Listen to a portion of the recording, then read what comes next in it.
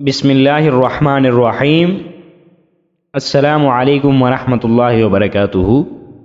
आज की हमारी हदीस जिसका मफ़हूम हज़रत काब बिन हुजरा रदियल्लाहु अन्हु से रिवायत है कि हुज़ूर अलैहिस्सलातु वस्सलाम ने फरमाया, फ़र्ज़ नमाज़ों के बाद किए जाने वाले कुछ अज़कार ऐसे हैं जिन्हें पढ़ने वाला या करने वाला नाकाम नहीं होगा।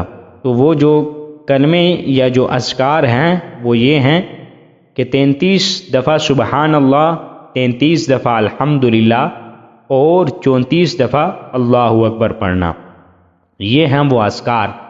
जो शख्स हर नमाज के बाद ये ज़िक्र करता है तो अल्लाह तबारक व तआला कभी उसको नाकाम नहीं फरमाएगा, उसके हर मुराद हर काम पूरा होगा। अल्लाह तबारक व तआला में इस हदीस पर सही मानों में अमल करने की तौफीक अता फरमाए।